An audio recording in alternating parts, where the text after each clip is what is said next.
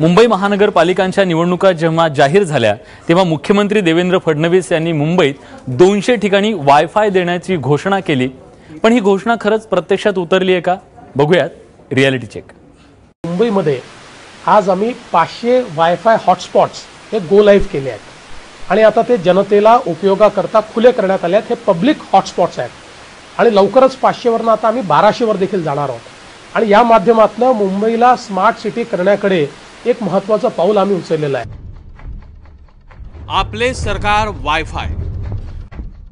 मुंबई महापालिका निवडणुकांच्या निमित्तानं अख्खी मुंबई वायफाय करण्याची घोषणा मुख्यमंत्र्यांनी केली, पण निवडणुका होऊन वर्ष लोटल्यानंतरही मुंबई काही वायफाय झाली नाही।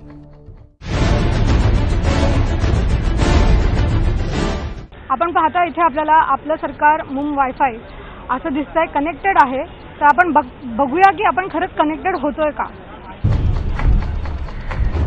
इथे आता आपल्याला येतं आहे की तुम्हाला जर लॉग इन करायचं असेल तर तुम्हाला OTP येणार आहे 10 ते 15 सेकंदामध्ये आणि त्यानंतर आपण लॉग इन करू शकणार आहोत। तर आपण सर्व प्रोसेस सध्या जी आहे ती आपण करतोय।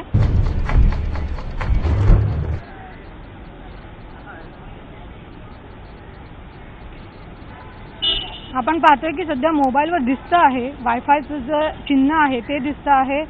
वायफायचं जे पेज आहे, पोर्टल आहे ते सुरू झालं आहे। मुख्यमंत्री देवेंद्र फडणवीस यांचा फोटो आहे, त्यावर आपलं सरकार वायफाय असं देखील दिसतं आहे आणि त्यासाठी जी पहिली वेबसाईट आहे ती ओपन झालेली आहे।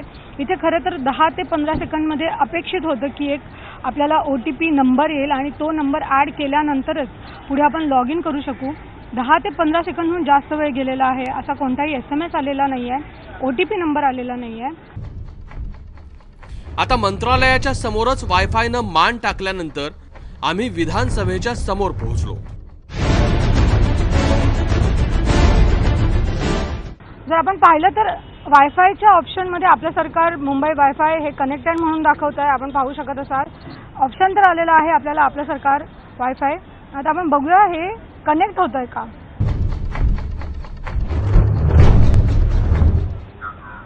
तुम्ही पाहू शकत असाल वायफायचं चिन्ह जरी आलं असलं तरी सध्या वेबसाईटला कनेक्ट होताना आपण दिसत नाहीये। पुन्हा एकदा ही वेबसाईट आलेली आहे, सांगण्यात आलेलं आहे की तुम्हाला इथे तुमचा मोबाईल नंबर टाकायचा आहे। आपण मोबाईल नंबर टाकतोय, SMS येतोय का म्हणून आपण प्रयत्न करूया। आपल्याला ह्या पेजकडे पुन्हा डायरेक्ट केलेला आहे। इथे आपल्याला जो OTP कोड येणार आहे तो कोड टाकायचा आणि त्यानंतर आपण लॉग इन करू आणि इथे सांगितलेलं आहे की 10 ते 15 सेकंदमध्ये तुम्हाला OTP कोड येईल। जसं मंत्रालयाच्या गार्डन गेटला झालं होतं तीच प्रक्रिया आपण पुन्हा एकदा केलेली आहे।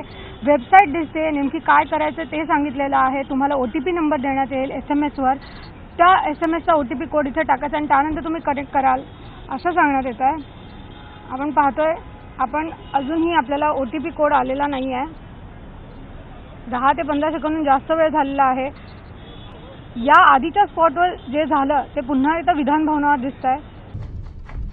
आता जिथं नेहमी मंत्री आणि आमदारांचा राबता असतो तिथंही वायफायनं कच खाल्ली, म्हणून आम्ही महापालिकेच्या समोर पोहोचलो। आपल्या बरोबर एक मुंबईकर आहे, आपण त्याला सांगूया। मित्र, तू तुझ्या मोबाईलमध्ये चेक करशील का की आपला वायफाय तुला कनेक्ट होत आहे का? यामध्ये दाखवतंय आम्हाला की इकडे आपलं सरकार म्हणून वायफाय आहे, बट याच्यावरती मी कधीपासून क्लिक करतो तर इकडं फेल टू IP ॲड्रेस म्हणून दाखवतोय।